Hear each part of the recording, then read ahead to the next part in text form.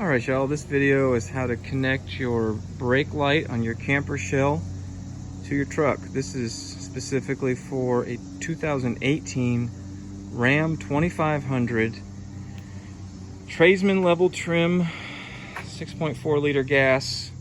Don't think that affects too much what we're looking at, but I did see that some trim levels have different light stuff in the back, like with LEDs. I don't know if that'll affect you. I just put these fender flares on last week when I got the truck, found some rock chip damage, so I tried to patch that up. Happy with these and the mud flaps. Got the mud flaps. Couldn't find too many great looking mud flaps, but I thought the ones that said Ram would look pretty cool with the white, or at least they wouldn't look too bad. Okay, now the camper shell is ARE. This may not only work for that, but what we're dealing with right here is an ARE. I got this at a takeoff part junkyard, salvage yard, the back of a Ram dealership. I seem to have every Ram in the world back there. But they had gotten one in on trade that had this camper shell just before I was about to drive 6 hours to go get one out of state I could find that would fit. Has no windows, but I think that might be good. I think I'm going to be happy with the privacy and the concealment of it. It's got carpet lined. I had to buy some clamps at the salvage yard. They only had one clamp and a C-clamp to send me away with. If you're ever looking to buy clamps on a time frame and not waiting for shipping, you really have to go to a trailer or a truck outfitter shop, not an AutoZone. I called all around those places. AutoZone, Advance, they didn't have it.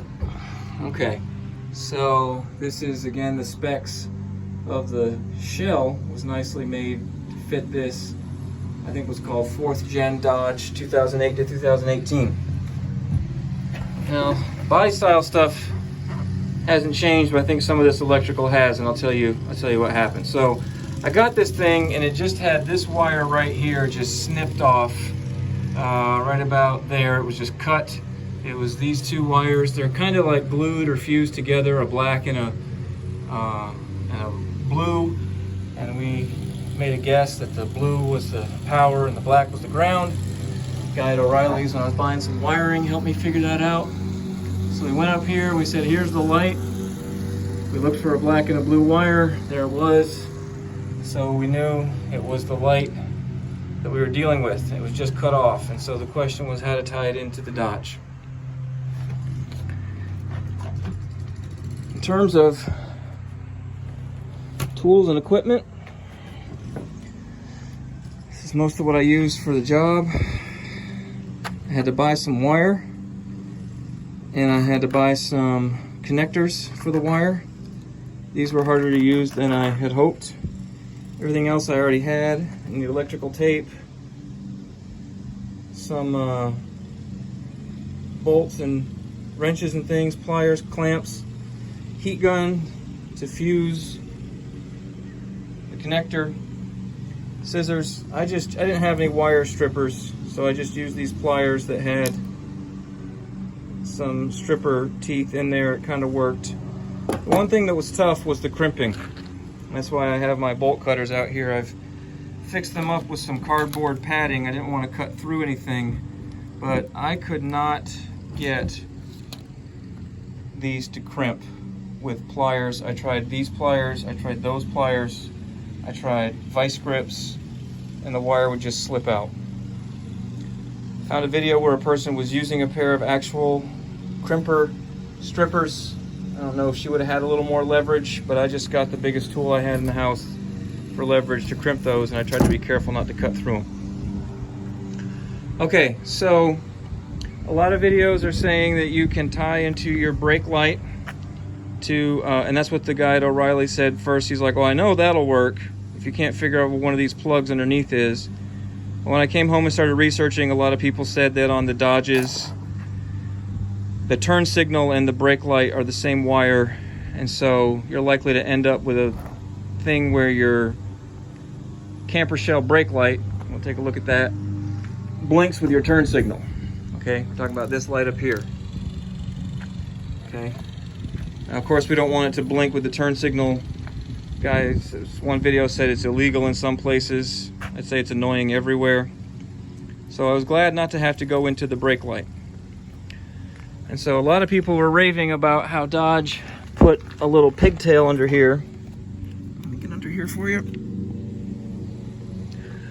Okay, right here under the driver's side bumper, somewhere along this wire harness, like maybe about here, they're saying that Dodge would cut in some little pigtails for you. So I went looking for those, and I found these attachments. Because mine was a 2018, I thought, oh, maybe mine's new and improved. You know, maybe they've actually made this for you, or that. But I couldn't find anything to tell me what those plugs were supposed to be for. If somebody knows in the comments, please let me know. It could be for some other kind of trailer feature, or maybe that's actually what this was for. Well, someone with a video for a 2017 said that somewhere in 4th gen, maybe around 2017 or maybe 2016, they moved those freebie pigtails to the other side. Okay, so let me move my stool here. And so a lot of people say, you know, take the spare tire down. I didn't do that, maybe I should have. But over here on the passenger side is where the pigtails were that Dodge had worked in, okay? And the guy with the 2017 said he used the black, no, the white with the lavender strip for his power. So that was the first one I tried, and that's what ended up working. I don't know what these other two are. If somebody knows, please tell me. These look like they're sort of factory capped off or something. That's not just tape. There's like something to that. Okay?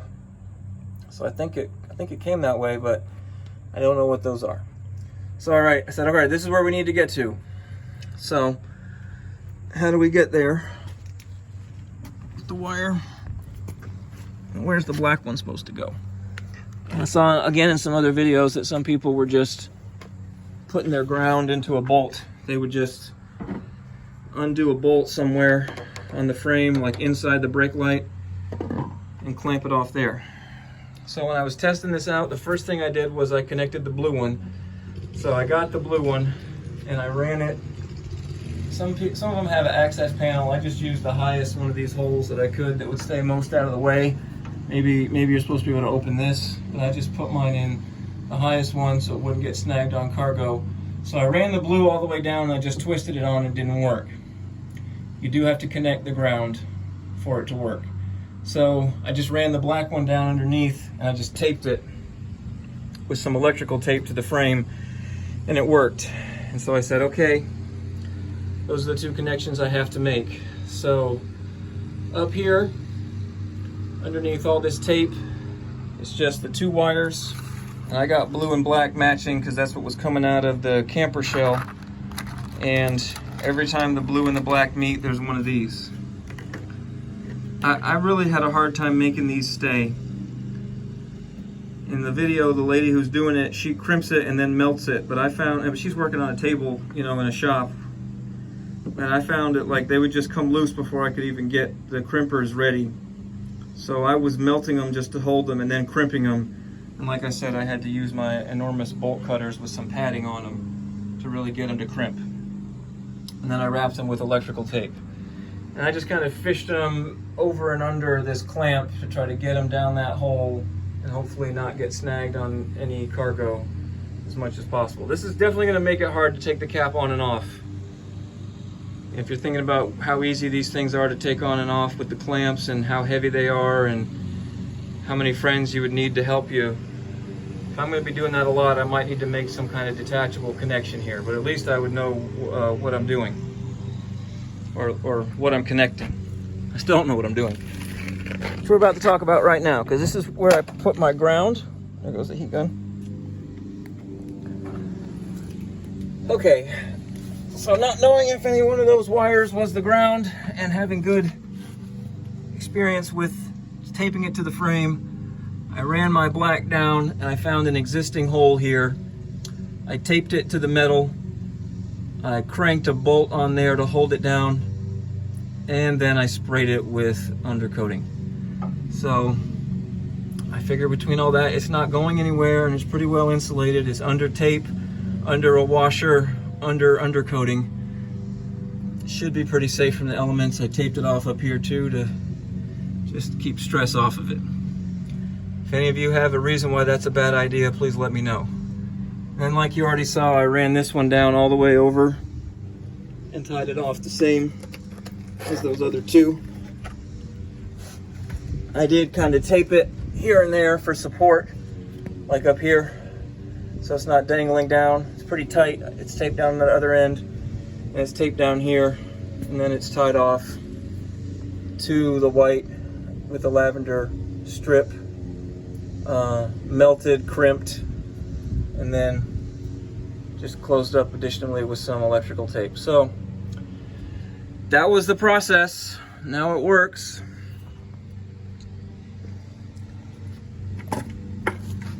If you're getting a used shell, because they're so much cheaper, mine was under 400. New is at least 15 to 1600, and I didn't have to drive 6 hours. But if you're dealing with used, you may have problems like broken glass, missing keys. My guy had the key, that was nice. You're probably somehow going to have to hook up this light. And even if you have a jack or a connector, you're going to have to figure out where it's going on your truck. And so as far as at least the 2017 and 28 Dodges, you're going to find the manufacturer's pigtails underneath the passenger side. Good luck. Let me know if you have any thoughts or further questions, or if you want a video on how to put these on. I can walk you through. I'm not going to show you, but I can walk you through the steps.